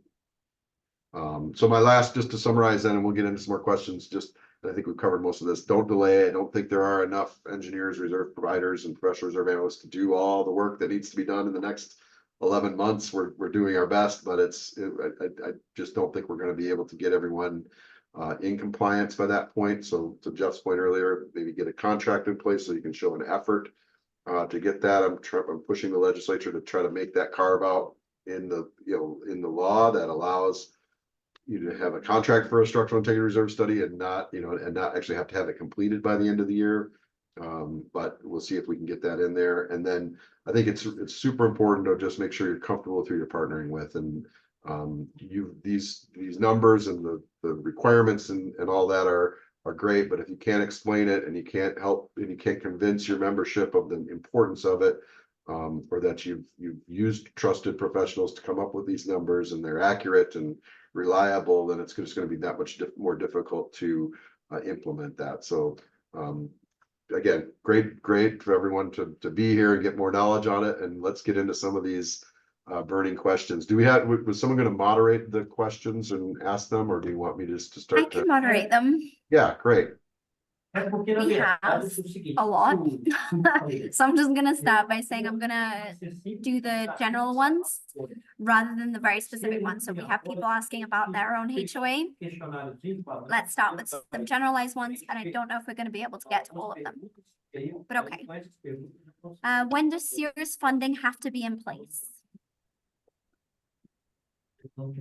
So for any budget adopted on or after December 31st, 2026. 2024, Right. sorry. Okay. Slip of the mind there. December 31st, 2024, my mistake. Awesome. Can an association choose to handle general reserve items from their operating budget and not have a general reserve? If it's a condo, they're required again to have reserves, or co-op required to have reserves for everything over $10,000 for all capital expenses, deferred maintenance over $10,000. They really shouldn't be funding those items from their operating budget. If it's an HOA, maybe they wouldn't have to have the reserves for those items. We've seen cases now. What's $10,000? So if we say, okay, well, we've got 20 light poles throughout the community, each one's $2,000. Does that have to be funded through that? Probably not. You could probably argue that could be something that you would replace one at a time. But if it's an air conditioner that is $10,000, then that would have to be done all at once. I look at it as a system. So if it's something that's one system that's $10,000, that should probably be included. But if you can break it up into smaller parts less than 10,000, you could probably get away with funding it through the operating budget. Awesome, thank you. And do the elements that have a life expectancy of 25 years or more need to be in SIRS, and how do we allocate them? Go ahead, I'm sorry. Yeah, the funding, I don't think does have to be included in the funding plan of the SIRS, but they should be called out in the report, just acknowledging that yes, they're, for example, the load bearing walls of the building are in good shape, and we're not recommending any expenses in the next 25 years. I think that's important because these SIRS are going to be living documents. You're going to have to update this occasionally, and so you'll want to kind of go back and look and say what was excluded because it was more than 25 years then, and now 5 or 10 years later, is it still 25 more years, or should we start to bring that into the picture, if you will? Awesome. And how is reserve for concrete determined? How's reserve for concrete determined? Good question. And I'll have to give kind of a general answer because it's going to depend on the building. It's going to depend on the condition of the building. It's going to depend on the amount of concrete that you would have. We generally are not replacing all the concrete in a building or all the concrete in a sidewalk or anything like that all at once. So it's really based on the condition that would be there and a percentage of the overall. So a lot of times our engineers would look at, if you have, and that's where a structural inspection is very important. They can do soundings or other GPRs or other x-rays to determine exactly how much is going to need to be replaced at that time. But we use what we have to use because a lot of times we're looking at it in a new building and there's nothing current, but we're saying 20 years from now what needs to be replaced. We kind of look at what similar buildings would have experienced based on that age and the construction of them. It's an estimate. You have to put an estimate together. It's a very difficult one to estimate, but one that can't be ignored. Matt, we got a question in earlier. What if the board disagrees with the engineer? Can they get a second report? And to that, I'll say, board, you cannot use your own judgment to circumvent the judgment of the preparer of the reserve study. Could you get another report? I suppose you could, and then you could rely on reasonable business judgment in terms of which report you're going to go under and use. but there better not be any, what's the word I want to use here, influencing of the second engineering group that's preparing that structural integrity reserve study, right? When Matt goes out, he should have no idea that you already have another study and you're looking to compete with it or anything else. It should be clean and even across the board, because you're going to be responsible to your membership for the decisions made, and you want to be able to show them full transparency. Well said. Great answer. And we have a couple here. Seawall's part of SIRS, elevators part of SIRS. So elevators, no. Seawalls, depending on their proximity to the structure, I would say, yeah, if they're close, if their failure would have a negative effect on the structure of the building or buildings, then yes. If it's far enough away to where several years would have to go by or several other events would have to happen for it to cause damage, I would say it probably not, but it is up to the specific case of the association and the engineers or the reserve specialist determination at the time of their inspection. Awesome. And a couple of people are asking if anyone's heard about an extension for Lee County due to the hurricane. I haven't. No. No, Yeah. Sorry, guys. fortunately. Do commercial need to get SIRS? No, I'll bring that as Put it- residential. no. It says residential Residential condominium. only. it's residential. Awesome. There's actually 5 exemptions from having to do the structural integrity reserve study. If I can find them fast enough, I can tell you exactly what they are. But one of them is certainly the commercial condominiums, any portion of the building for which a different entity, a different party is responsible. Any portion which has not, and you could have I have a 55-story building. Floors 5, 6, and 7 are not subjected to the condominium. It's actually not, it's part of the building, but it's not part of the condominium. It belongs to a different association. That's where the amenities are. So they would not have, the condominium association wouldn't be responsible for those floors. As Matt said earlier, single family, 2-family, 3-family dwellings with 3 or fewer habitable stories and buildings less than 3 stories. God forbid the legislature put all those in one place, right? You have to extrapolate them through reading a bunch of different parts of the legislation, but there they are. Okay, complicated. All right. Now, it's interesting, since we're going through these questions, is I was having a scholastic conversation with some peers. You know, we're talking about what if a condominium association were to create a separate entity and shift the maintenance responsibility to that entity, right? Now, all of a sudden, it's not responsible, so it's not having to do the SIRS. Well, don't get too excited about that, folks. It doesn't look like it's going to be possible. Number one, it flies in the face of the intent of the legislation. Number two, there is some provisions in 718 that probably prevent that from happening.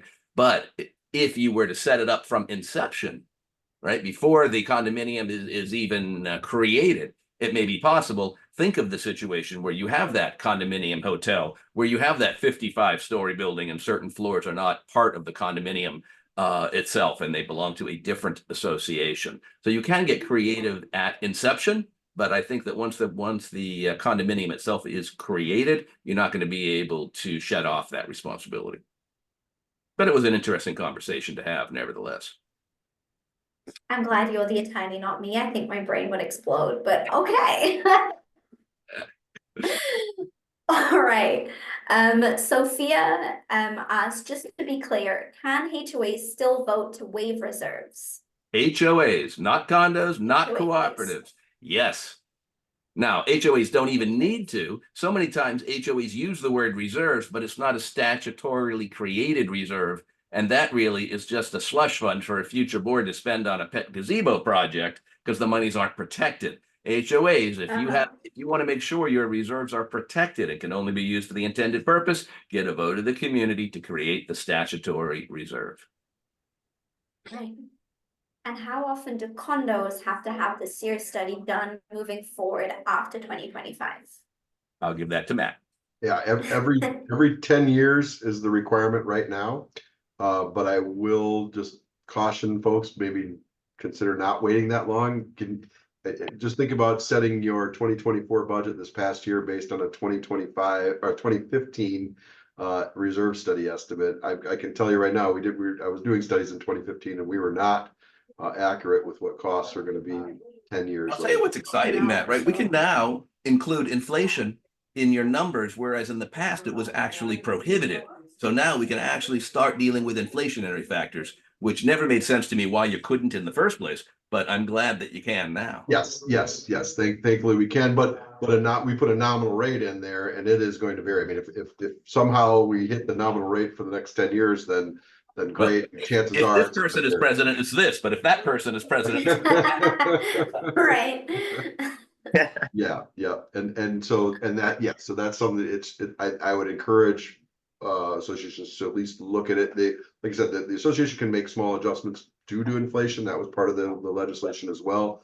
So they can make those determinations internally if everyone knows that it was a 10% spike and the study had 3%, you should be able to make those adjustments, I think, without too much of an issue internally.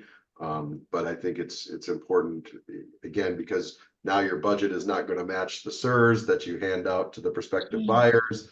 Is that going to cause issues? I think it updates. National standards say update every 3 years. I think that's a much more reasonable term than 10, but that's requirement is 10, to be clear. And then Frank is asking if they've done the milestone inspection and the SIRS, how do they know if it was reported to the proper authority? So the milestone inspection would go to the local building authority. There should be a record that it was sent to them. The engineer, I think, that did it is responsible for sending that to them. The local building authorities do not have, for the most part, databases set up that you could go check. It would be a manual process to make sure that it was done. The structural integrity reserve study does not need to go to any authorities having jurisdiction. It's an internal document, absolutely very important to keep on file, but does not need to be filed with the state or anyone else. Then if a board did a reserve study in 2023, do they need to do a SIRS as well? Yes, good. Most likely 99.9% of reserve studies did not comply with the SIRS requirements that were done at that time. So should be able to be a relatively simple update. Again, depending on who did it, assuming they have the qualifications, they should be able to bring it into compliance. But it likely, if it wasn't done as a SIRS, it was done prior to these laws being in place, it's not going to comply.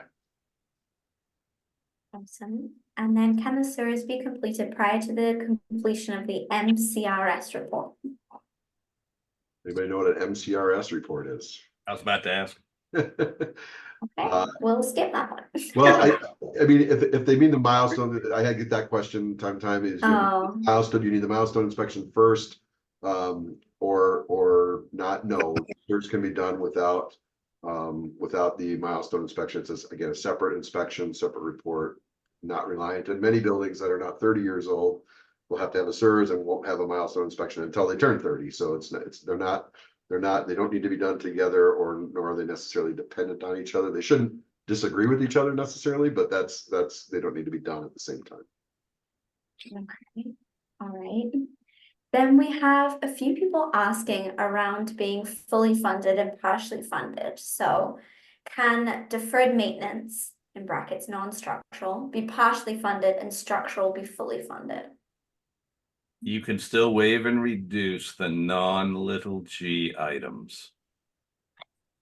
Yes, through a majority of the voting interests would have to approve it, but yes.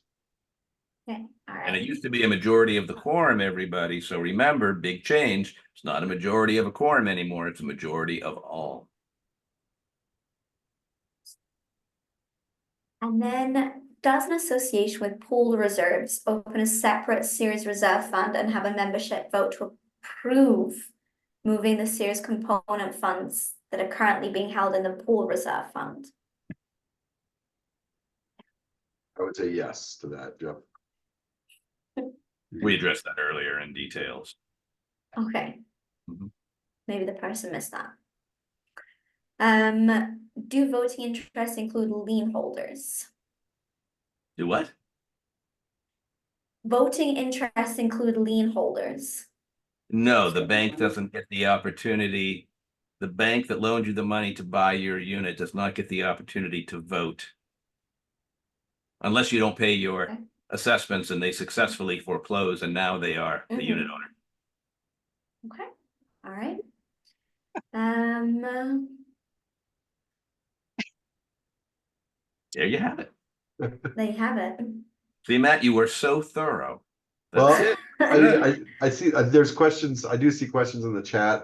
There are lots of questions in the chat. Yeah, yeah. Matt, One- If there's a good one, please go for it. Well, one is just a general, what are the little G items? Again, the little G items were the items listed in the new statute. The pet name for them, I guess, is little G, but it's roof, structure, fireproofing, fire protection systems, plumbing, electrical systems, windows, doors, waterproofing, and any other item which would negatively impact those items. Almost For $10,000. perfect, Matt. I miss. I mean, and the only thing, you didn't miss a darn thing. You just reversed the order of two of them. So Okay. that was absolutely, man, that was awesome. Matt, can I ask you a question that's kind of been asked many times to us, and it's not addressed in the statutes? Jeff brought it up in regards to, well, you actually brought it up earlier that you don't need separate bank accounts. But my question is, if you're not allowed to commingle structural and non-structural, they must be separated out. And they have them in the same bank account and they're making great interest. Are they allowed to commingle the interest? Because how are they going to allocate which interest is associated with the structural and the non-structural? It's a good question. It's similar to the question now, if I have, unallocated interest, I got roofing, painting and paving, like how do I allocate it back? I guess I would probably put in that same bucket and you could do it on a proportional basis. I've heard some say that the unallocated interest is not restricted necessarily to any particular item, so you can use that to. Right, and it's not part of the state, it's not part of the required money. All the unit owners are contributing, so now it's a surplus, if you will. So there's lots of different ways to analyze that. So we're going to direct whoever asked that question and everybody else to their lawyer for the answer, because it's not addressed in the statute, it's not addressed in the codes yet, and there are several answers, all of which may be correct. Yes, it's a burning question people have been asking me. Really fascinating question. Safest approach: pro rata the monies, right? To calculate the interest. Someone like you, Nicole, can do that in their sleep. Well, calculate the interest and attribute it that way. Definitely. I always say make sure you check with the attorneys, because you're right, it's not in the law, very specific. Great question. I see Nick has asked the same question maybe 3 or 4 times, so it's a really burning question. What is that? If the SIRS, I'll paraphrase it here, but if the SIRS says there's an item scheduled for 2023 or 2030, and it's $100,000 or $200,000 to be done in 2030, does that project have to be done in 2030, or is it like in the past where if the air conditioner or let's use plumbing as an example for this one, we had budgeted for some plumbing work to be happening in 2030 and it's in good shape. He uses roof as an example, it's not needed to be replaced.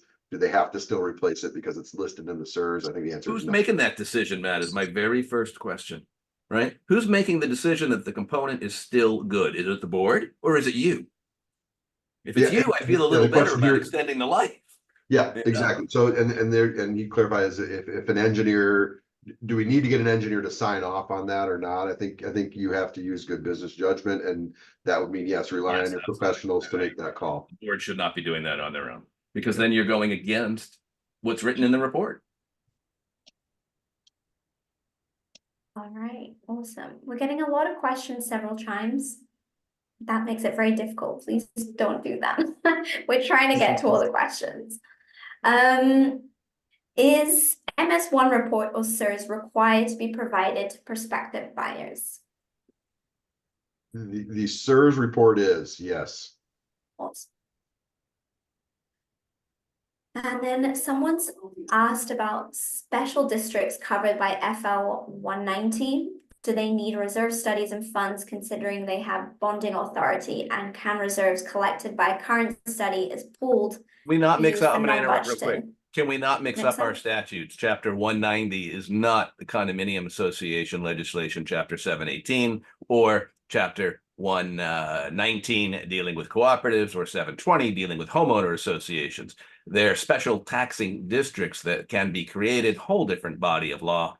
nothing to do with what we're talking about today, to my knowledge. You can have a condominium association in those districts, but those monies, if you will, are that, for example, you're a developer, you're building a new HOA, you need a road to get there. That to think that the 200 owners of these homes can afford to pay for that road as part of their home purchase is silly. So therefore, the government allows these agencies to be created, quasi-governmental. You can sell bonds. It's paid for back through the ad valorem taxes, et cetera, and so forth. But it's a whole nother league of questions. Okay, cool. We'll skip It would that. not Thank you obviate for the need to clarifying. have your structural integrity reserve study. Okay, cool. Matt, you And can Carolyn's asked, yeah, no? Okay. Carolyn's asked an interesting theoretical question. Our owners think that the legislature is going to have to make changes to the law because of the owner's financial requirements. Is this just wishful thinking? doing a lecture in just 2 weeks for a group on how to prevent condominium takeovers because of the problem of the underfunding of the reserves. The owners can't afford it. They, things like that. Some of the older buildings, especially as we go further down the coastline towards Miami and such, are going to have real problems. You have owners in beautiful locations. Property is worth a gazillion dollars. They can't move anywhere, these poor owners, but yet they can't afford the reserves that are going to be required. What is the solution going to be? What can that association do to try to protect itself from the very shrewd investor who wants that parcel because he wants to knock down the 5-story to put a 50-story? Right. And so there's lots of considerations, but things can be inserted into the governing documents to make it more difficult. I don't know if you could ever make it impossible to terminate, but you could certainly make it more difficult. Good luck with that. Yeah, and I think maybe the question too is the legislature going to back off on this and say, okay, we're going to give you 10 more years to comply, or I'm not getting that indication. Yeah, I'm not hearing anything about that right now. I think what's going to happen first, sadly, and it is unfortunate, but I think the constituents are going to have to let their pain be known to their legislators, and that is not happening. They're just not hearing from their constituents about the problems being created with enough noise and enough volume to do something about it. Awesome. And talking about rumors, Eileen's asked if there are rumors that 1- and 2-story condos will be required to have mandatory reserves in 2025. Very Nope. much. Lots No of rumors. concerns about reserves. None? Excellent. Not to Thank you, my knowledge. Eileen. Then Barry's also asking about Lee County. If the local building official grants a milestone extension, to 2025, would SIRS also be extended to 2025?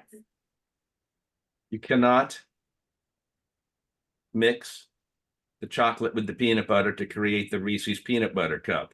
You've got local government ordinance in one column. You have state statutory requirements in the other. Sometimes they can work in tandem if they refer to each other, but generally speaking, each stand on their own. All right, awesome. Then does the SIRS report include the FPL vault if said vault is part of the condo structure? That's a math question. FPL Volt. Yeah, I But what is it? I'm I just think it's reading. maybe Florida Power and Light would be FPL. Right, but volt? We know what the meter, Yeah. I don't know what the question is. It's Yeah, hard to. it again, for the electrical systems, generally to say it, so FPL is going to maintain probably up to the meter, and from the meter on and inward, all the panels are going to be association's responsibility. So Well, up to the meter. Who pays for the meter? that's a good question. Generally, the association, I think. Yeah, that's what I was thinking. If the main meter breaks, usually that's going to somehow, even though FPL does the work, probably it's still coming back over. Right. Maybe. Good question. Okay. Lori's asking about fully funded. So fully funded can be fully funded or threshold. Should never heard of that before. In Florida, and I'm going to put, so we had a few questions that I'll put an article in the chat about that, so you have it, because it's very confusing. And I don't know if I did a good job of of clearing that up, but yes, in Florida, as long as you have baseline funding, which is the minimum amount, the budget would be considered fully funded, even though you might be very low And what was percent. threshold again, Matt? Threshold is below anything between, basically anything between full and baseline is threshold. The threshold just says it never goes below a certain threshold. So if we never want our reserve to drop below $100,000, that would be the threshold method. If we said we never want it to drop below $0 or 0% funded, that's the baseline method. And then a couple of people are confused about balloon funding. Balloon funding is not a possibility. What we're not going to say for the roof for 10 years, then it's year 10 and we need $1 million for the roof. I think that's why they put all of these reserve requirements together in the first place, is to avoid that. Matt, if I missed anything there, just, or Nicole, jump on in. Right. Balloon payment is a large payment after a series of smaller payments. Oftentimes you see a mortgage with a balloon payment option on it. Not allowed. Now, we are trying to get the ability, to make it easier for associations to borrow in some circumstances. We may see something there in the legislation, but we'll see. All right. Can you special assess for the purpose of funding the reserve account? Why would Nicole, you maybe? when it goes into the, special assessment means, I think if the roof needs to be replaced, going back to the roof, and we don't have the money, we're going to do a special assessment. But why would you need to do a special assessment when you can take that money and pay it out over 12 months to go into the reserves? I'd like Nicole to chime in on that. That's right up her alley. Right. No, I agree from an accounting perspective. That's the purpose of your fully funding. And that's why they're instituting this, that you're not going to have those special assessments because you're going to be fully funding those for what you do. How about doing a catch up, a one-time special assessment, not for the full amount, but we just want to get some more money in so we don't have to have such high monthly payments. We want to put 100,000 in toward the roof because we never saved for it all these years to get the balance.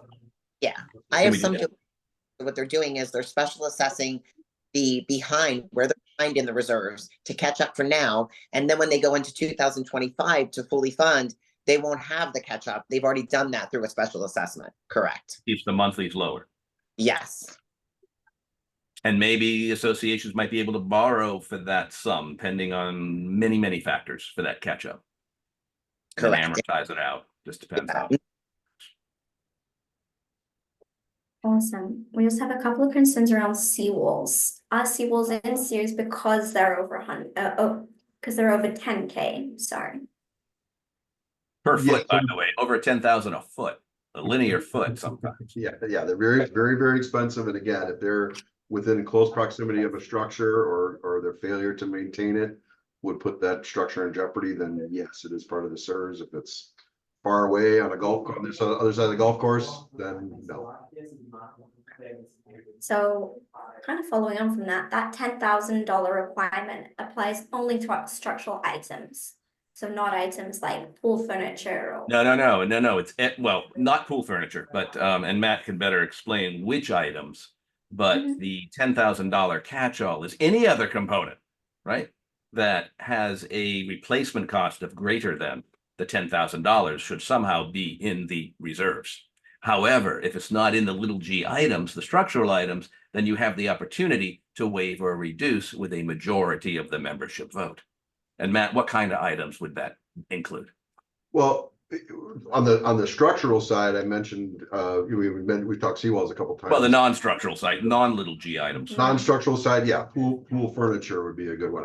Lobby renovations could be considered, right at that point where you say, well, we could do, each couch is maybe less than 10,000, depending where you live. You could break it out into each piece of furniture, lower, things like lighting, landscaping.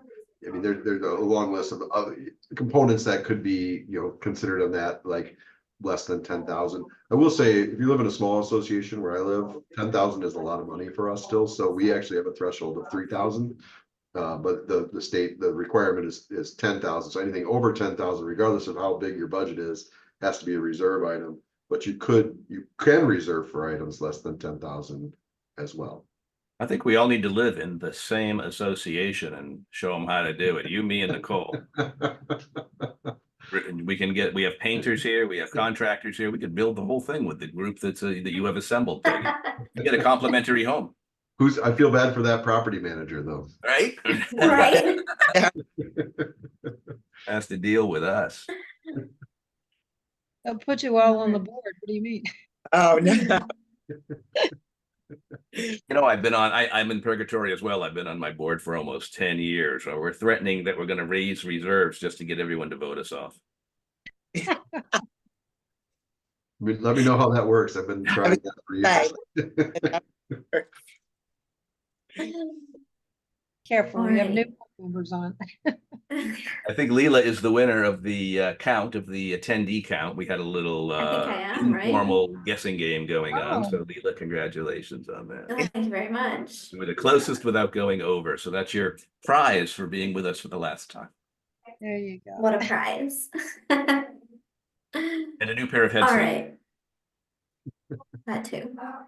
Okay, you want to close it out? We've Are got we a ready lot more, but Oh, go ahead. Matt, do you want to pick your last question? Oh, Is that I one don't. that stood out to you? I haven't even looked too closely at them. Is it? No, I'm concerned. There's let's one, see. is there a deadline for the Oh, I work see identified by Dominic. SIRS? I see Dominic's got a question there. I love Dominic. I'm going to answer his question. You have a fan club out there, Matt. How many HOAs have specific limitations in their governing documents regarding the increases in their budgets? You cannot increase more than an unrealistic amount without a membership vote. What happens if the repair or reserve is greater than the expense and they cannot get the appropriate vote? So this would be a governing document, Jeff, for you. Oh yeah, I have no problem answering that. Yep. You know, John, love to quote John Wayne, and then I'll equalize the saying. But John Wayne, a man's got to do what a man's got to do. A board member has to do what a board member has to do. Maintenance and repair come first. Safety comes first. Board member, you want to hide behind advice of counsel on that. You just don't want to say, yeah, I heard it on a webinar. No. You need to get nothing we talked about today is legal advice. We talk generally about all these concepts and what's happening with the structural integrity reserve study. You got to go back to your lawyer for the specific answers. But I would be shocked if the lawyer didn't come back and say, you got to do it, because you got to do it. But I would also tell them they need to rely on a report from a professional in that industry that says this needs to be done. And then do what you got to do. And then, you know, we deal with the consequences as they arise. But there's a case law to support that notion. Absolutely. Well said. Yeah, it's a tough position to be in. Yeah. One more. Must we use pooled accounting to access threshold or baseline funding? Yeah, those two methods only use the pooled. Those two goals. So threshold and baseline are funding goals, and they only relate to the cash flow method of funding, which is also known as pooled funding. You cannot, if you're using component funding, again, you're not looking at cash flow. You're not looking at where that dips to. You're just ensuring that each bucket is always full to the top. Matt, which one works out financially better for the association if you're pooling between those two, option A and option B? Well, threshold, I think, does, because it gives you a little cushion. If in the worst year that you have, if the project goes 5% over, you've got something there without having to special assess. That's usually a very small, it can be a very small difference. But baseline is going to be your bare minimum, bare bones, just to get compliant, to get over the hump. That would be baseline funding. So again, depends on your goals and the board's comfortable, level of comfort with the risk. What do you advise your clients, Nicole, when they come to you with that issue? So from what I'm seeing out there, from all the audits we do and everything, most of them are not just trying to do the baseline, because they're saying that people that are moving to Florida want to buy into the communities that are financially solvent, the ones that are really doing the reserves based on the study, saying, I don't want a special assessment down the road. So they're not looking to the baseline. They're looking to make their association financially stable, because the real estate in Florida is hot, but people want to buy in those communities. They don't want to have a Surfside incident. So they're looking to where people are actually taking financial responsibility.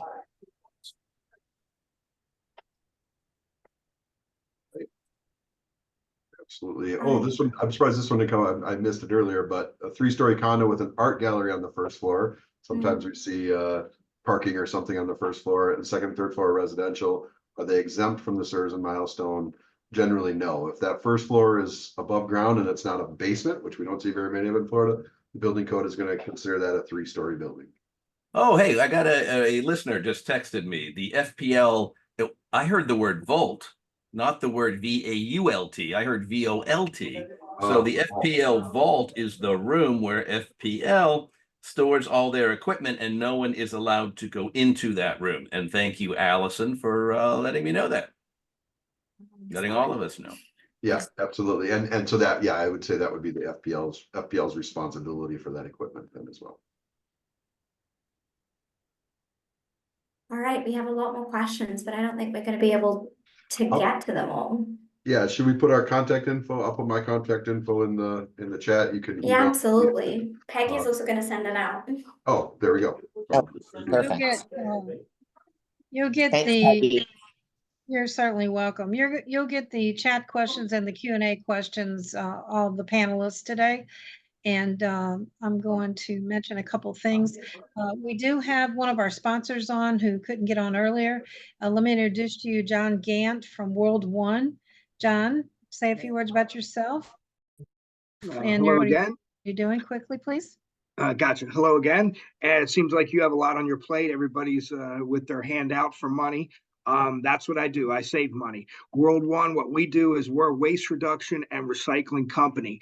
We're a free consultant. We can look at any commercial building and assess it for what you have. Obviously, there's been some spikes in inflation and cost, and there's a lot of overage and contamination issues and the whole 9 yards.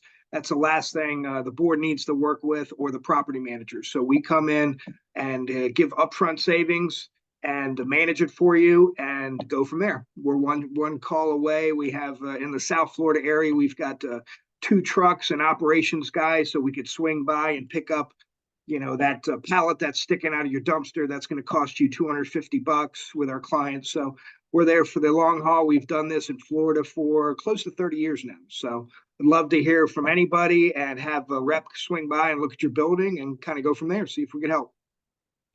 Peg, I gotta Great. make a slight correction. We have a listener who is very well attuned with what's happening, and we had the pleasure of having him on today, and who clarifies that the legislation right now says, this is to the question about if we disagree with the report, can we have another SIRS report made and then exercise reasonable business judgment, which one we want to use, etc. And he points out the language in the legislation that says that you have to, let me find it, reserve amount for such items must be based on the findings and recommendations of the association's most recent structural integrity reserve study. So based on that language, and if that language stays true and holds, then if you had a second report prepared, you no longer can go back to the old one. If the new report yields a higher number, you have to use the most recent. Matt, you get one guess to decide and guess who the writer was that filled me in to say, hey, wait a minute, what about this line in the legislation? And the answer is, Matt. Our favorite condo hobbyist, Mr. Barry Subcow. Thank you, Barry. And thank Oh, you. it's a pleasure to know you're out there listening for us. We appreciate you. Very much so. Okay, we also had someone having a challenging day, M2E Engineering and Consulting Firm having technical difficulties, wanted me to say that they are everything from your 558 turnover to your milestone inspections, that they also have reserve specialists on hand to handle your structural integrity reserves, and will share Rudy's contacts, of course, on the sponsor sheet. Again, my name is Peggy West. I do represent beach and patio outdoor furniture as well. We're full service. We do repairs, have our own trucks, and been around for a little over 50 years now. The last thing I want to remember or say is that the upcoming webinars coming for February, we've got one coming. The date's not locked down, but somewhere between the 20th and the 29th, we're going to have another construction defect class, which is going to address the SB 360 statute, which reduced the liabilities for developers from 10 years to 7 years. So that'll be pretty interesting. Watch for that announcement. March is going to be March Maintenance Madness Month. I'm going to have a couple of webinars, one very new class, never been heard before, by Nuvo Elevators. She's been qualified or certified for a course. In April, we're going to hit off a November hurricane. I'm sorry, November. What am I saying? An April hurricane webinar, and that's going to be very informative. And the last thing I really want to say is don't forget your sweeties. It's Valentine's Day this month, so everybody enjoy your holiday. And thank you, everybody, Jeff, Matt, and Nicole. Thank you, Peggy. Thanks, Peggy. And all the best, Layla. Bye-bye. Thank you so Have a much. great day, and thanks everybody. everyone for Thanks, being everyone. here. Bye, everyone. Thank you. Bye, everybody. Bye-bye. Bye-bye.